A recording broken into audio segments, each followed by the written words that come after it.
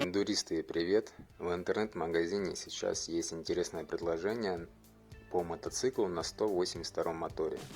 На видео сейчас именно этот мотоцикл, о котором я говорю, он изготовлен. В данный момент уже мною оплачен и едет из-за границы в Россию.